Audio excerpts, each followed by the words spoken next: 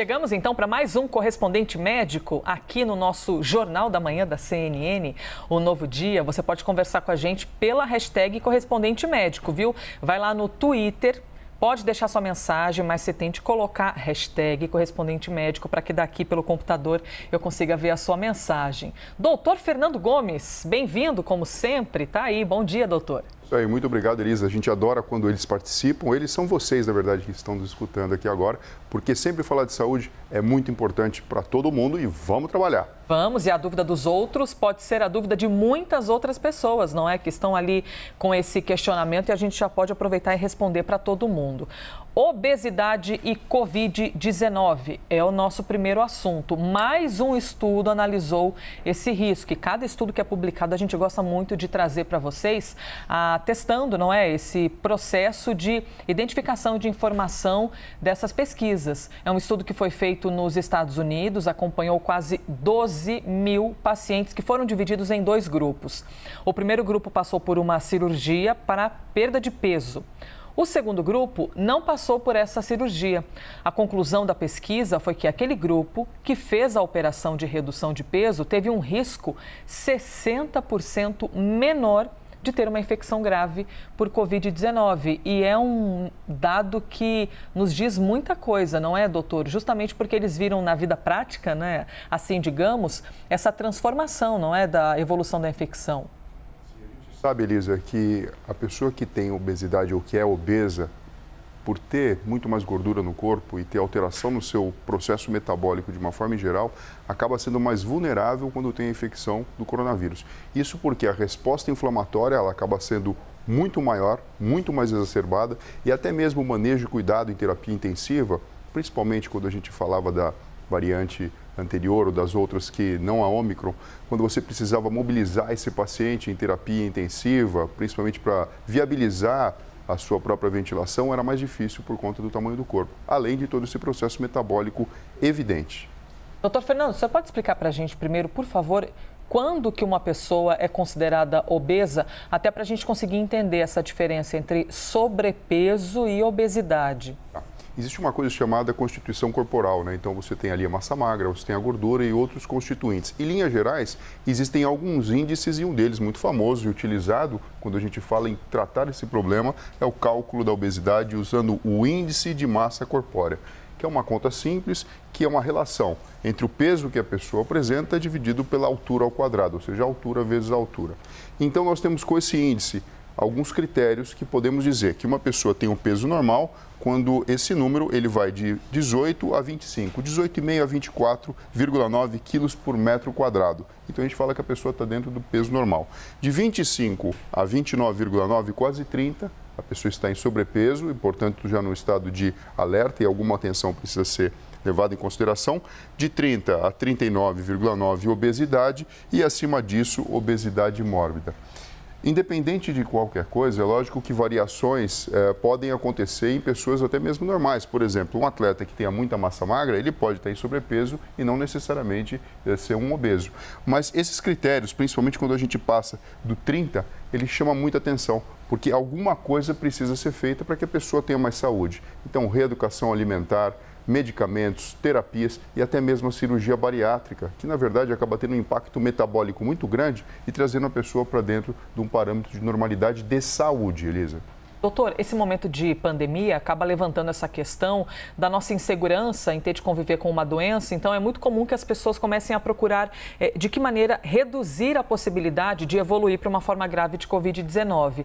Mas, claro que, quando a gente observa obesidade, a gente não pode se ater apenas ao fato da Covid-19. Eu imagino que existam muitos outros males relacionados a esse excesso de peso, correto? Correto, tanto do ponto de vista de saúde física como mental. Saúde física, uma tendência maior à hipertensão arterial, a descompensar o diabetes e outros problemas metabólicos, abrindo então o flanco para uma maior incidência de infarto agudo do miocárdio, acidente vascular encefálico, problemas osteoarticulares e assim sucessivamente. E quando a gente fala da saúde mental, muitas vezes questões relacionadas com a própria autoestima que poderiam ser resolvidas se a gente visse isso num contexto mais amplo, Elisa. Vamos então aqui para o nosso próximo assunto. Primeiro, se você quiser mandar dúvidas sobre obesidade, fique à vontade, viu? Hashtag correspondente médico. E a gente tem agora uma pergunta sobre vacinação contra a Covid. É muito legal quando a gente traz essas questões, não é, doutor? Porque muitas vezes a gente acaba assim conseguindo excluir fake news, aquelas crenças absurdas envolvendo vacina. E o Sérgio Alves mandou uma questão para a gente. Ele diz o seguinte, olha lá, já está aparecendo. Adolescentes entre 12 e 17 anos, com 4 meses após a segunda dose, podem tomar a terceira dose? Ele diz que os filhos dele estão neste grupo. Um dos filhos teve prioridade por ter histórico asmático. Doutor Fernando, e aí, pode ou não pode tomar vacina neste caso do Sérgio? Então, Elisa, a gente está vivendo um momento de pandemia e existe aqui uma estratégia para combatê-la que implica no processo de vacinação. Até agora, a orientação é, acima de 18 anos, sim, a terceira dose. Por enquanto, quem tem menos de 18 anos são as 2 doses. Mas o racional teórico, do ponto de vista biológico, mostra que provavelmente mais para frente, sim, a terceira dose será uma realidade. Isso tudo depende do contexto que a gente analisa. O que a gente precisa entender é que as respostas nem sempre são absolutas e muitas vezes elas podem mudar no decorrer do tempo porque a gente está no meio de um combate. Então, estratégias que envolvem desde logística até questão de segurança mesmo e disponibilidade fazem parte desse contexto. Próximo assunto, então, que a gente traz aqui no Correspondente Médico, e é um assunto que vale para as mulheres que estão grávidas, viu? As gestantes. Olha só, um levantamento feito pelo Conselho Federal de Medicina mostrou que esse momento de pandemia teve um impacto no acompanhamento pré-natal de mães e de bebês. Então, eles utilizaram dados do Sistema Único de Saúde, do SUS, e a entidade descobriu que houve uma queda de 13% nas consultas de pré-natal no Brasil em 2020, quando a gente compara com 2019. A gente fala 2020, já parece tão distante, né? Mas 2020 realmente foi o primeiro ano de pandemia. Olha só quanto tempo a gente já está nessa. Então, eles compararam 2020 com 2019. E também houve queda nos exames feitos durante a gestação. Doutor Fernando, eu sei que é óbvio para muita gente, principalmente para quem já é mãe e já é pai, mas mostra para a gente, por favor, por que é importante fazer o pré-natal? Bom, esse momento que a mulher passa é um momento fundamental até mesmo para que a gente tenha mais vidas chegando aí no nosso país e isso acaba sendo uma realidade, né? A existência do pré-natal, ela protege demais tanto a mulher como o bebê e, portanto, protege a vida também. Ela reduz, ela tem a capacidade, né, com consultas seriadas, com exames protocolares, detectar problemas que evitam, primeiro, partos prematuros, evitar cesárea desnecessária, ajudando até, na verdade, que o próprio processo natural possa vir a acontecer. Controla a hipertensão, o que pode ser muito grave durante o período da gestação. E também consegue reduzir a transmissão de doenças, por exemplo, doenças infecto-contagiosas. Realmente é muito preocupante, a gente sabe que a pandemia demandou até mesmo a atenção de recursos e remanejamento, né, de serviços de saúde para atender, porque a gente está vivendo um grande problema. E isso faz com que muitas vezes o cobertor ele não consiga atingir todas as partes necessárias. Mas junto com isso também vem o medo e o preconceito e muitas vezes com fundamento, né? A gente fala aqui do medo de infecção. Então, em vez de cumprir todas as consultas que são aí organizadas e realizar os exames, muitas mães deixaram de realizar todo esse processo. E a gente não consegue nem imaginar de certo o que isso pode trazer de problema. Fato é que existir o pré-natal, existir algo que tem uma abrangência, tanto na rede pública como na saúde suplementar, é fundamental para que novos brasileiros possam nascer com saúde e que a gente não tenha perda e óbito de mães, na verdade, de uma forma desnecessária, Elisa. Pois é, doutor, esse ambiente hospitalar, tem muita gente que diz assim, eu não gosto de ir ao hospital porque chega lá, eu posso entrar em contato com várias doenças, e aí eu vou para o hospital com resfriado e acabo saindo com outro tipo de doença. Tem gente que tem esse tipo de pensamento e não é, imagino, não é, o senhor que é doutor, mas que não seja um grande absurdo, justamente porque é um ambiente hospitalar, você acaba estando ali mais propenso, não é à toa que vocês usam máscaras, né, em ambientes hospitalares. As gestantes têm de ter essa insegurança, doutor, de ir a um hospital, porque elas querem proteger o neném e, ao mesmo tempo, precisam ir até o hospital. Mas, nesse momento de pandemia, como é que resolve essa equação? Na verdade, assim, cada vez menos esse problema deve figurar dentro da cabeça da mãe. Por quê? Nós temos aprendido como, na verdade, a própria pandemia funciona. Então, a própria reorganização dos serviços, direcionando locais específicos para cada um dos pacientes ou das situações de saúde que merecem cuidado, cada vez mais estão sendo organizados. Então, na verdade, a gente entende a questão do risco e benefício, mas quando a gente fala de pré-natal, é super importante a gente não deixar de fazer os exames, ultrassom, exames de sangue e assim sucessivamente, porque outras doenças que muitas vezes a gente negligencia, como por exemplo o próprio HIV, a sífilis, eu digo nesse contexto, tá? Que poderiam na verdade ter um desfecho diferente e acabam não tendo. E você pode aumentar na verdade o número de crianças que nascem com determinados problemas. Ou até mesmo detectar problemas congênitos antes do próprio nascimento, direcionando essa gestante, então, para que o parto aconteça num hospital mais apropriado. Então, assim, é muito complexo. Obviamente, isso faz parte da preocupação da mãe e da família para não contrair o vírus, mas, por outro lado, a gente não pode negligenciar que esse momento biológico da vida de uma mulher, ele é delicado e requer cuidados especiais.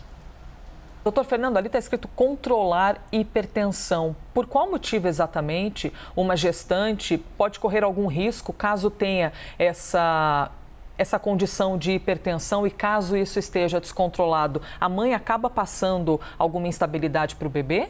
Durante o período da gravidez, se ela entra num processo, por exemplo, de pré-eclâmpsia, quando a gente tem a pressão arterial de alguma forma descontrolada ou tendendo a ficar mais alta, a mãe entra num processo de risco para a própria saúde e o bebê também. Portanto, é muito importante a detecção precoce desses problemas do que, na verdade, já vir a tratar no momento em que a descompensação aconteceu. E a gente sabe, né, o pessoal da ginecologia, obstetrícia principalmente, que sempre que você consegue prevenir e diagnosticar precocemente, o desfecho é muito melhor. E existem protocolos, Elisa, que já foram desenvolvidos e são aplicados isso para a população em geral. Quando uma mãe ela não se mostra presente para esse diagnóstico precoce, tudo fica muito complicado. E aí, simplesmente, quando o quadro clínico se abre, e aí pode ser tarde demais, é que o tratamento se inicia. Doutor Fernando Gomes, perguntas e comentários chegando aqui pela hashtag correspondente médico, e o que eu costumo ver bastante, e é um comentário que diz respeito à vacinação infantil. Eu vou pegar aqui esse tema para a gente poder voltar a esse assunto aqui com o senhor, que é o seguinte: geralmente a gente vê comentários de pessoas dizendo ou questionando por qual motivo exatamente as crianças precisam ser vacinadas. Esse é o tipo de assunto que já ficou até um pouquinho batido, porque a gente fala bastante aqui, mas eu quero compartilhar com o senhor essa dúvida. Algumas pessoas ainda querem entender o motivo para que as crianças sejam vacinadas, visto que o número de infecções e mortes é inferior quando a gente compara com adultos ou com pessoas da terceira idade. Esse número não é zerado, ele existe, mas é inferior quando comparado aos outros. Por que é importante as crianças, os adolescentes receberem doses da vacina, doutor? Lisa, eu vou dar para você uma resposta quase que emocional aqui, porque elas também merecem. Não é porque a incidência de complicação é menor nessa faixa etária que ela não acontece. Quando a gente pega o número de óbitos que aconteceu e comparamos, por exemplo, com adultos, realmente é menor. Mas você pode imaginar dentro do seio daquela família a tristeza que acaba acontecendo. Sem contar que mesmo que não tenham um quadro clínico grave, elas também podem transmitir. Então, é lógico, todo esse processo de vacinação, que agora está chegando na faixa etária pediátrica, que chegou, é um processo natural do combate da pandemia e do desenvolvimento das vacinas. Mas são seres humanos e necessitam também do processo que já existe, elas têm o direito disso, de ter o seu sistema imunológico estimulado. Isso é o que mostra a ciência e não é uma opinião individual, isolada de um pesquisador, de um cientista ou de um médico. Isso já tem sido mostrado ao redor do mundo. Então, é porque realmente elas merecem e todo mundo que mora no Brasil tem direito a isso. Muito bom, isso aí, todos merecemos. Doutor, mais uma dúvida que o senhor já explicou aqui para a gente, que é importante esclarecer. Sempre costumam chegar questionamentos em relação a se as crianças não eram vacinadas no início do processo, por qual motivo somente agora os estudos começaram a demonstrar que a vacina é necessária para a criança? E o senhor sempre costuma explicar para a gente que qualquer processo de análise de vacina, inicialmente, não envolve as crianças, até por uma questão de segurança. É esse mesmo processo aplicado no caso de uma vacina contra a Covid-19, por exemplo, as crianças acabam ficando num segundo estágio, doutor? Sim, porque o coronavírus se comporta dessa maneira. Mas vamos imaginar o seguinte, vamos supor que o coronavírus acometesse principalmente crianças, bebês e adolescentes. Talvez a construção do conhecimento seria diferente. E aí as crianças seriam os primeiros a serem vacinadas. Então, levando em consideração a manifestação clínica mais grave em faixas etárias avançadas, obviamente a vacinação começou por aí, mas agora chega então na faixa etária pediátrica, Elisa. Muito bem, explicadíssimo pelo doutor Fernando Gomes. É incrível como ainda chegam questões envolvendo as crianças, não é, doutor? Sinal de que alguns pais ainda se sentem inseguros, mas a nossa missão aqui é sempre desmistificar todos esses temas e compartilhar segurança, até porque informação é prevenção sempre. A gente se sente mais seguro assim. Doutor Fernando, obrigada, viu, por mais um dia. Amanhã estamos aqui novamente. Obrigado a você, Elisa. Pessoal, se cuidem e até breve. Foi mais um Correspondente Médico.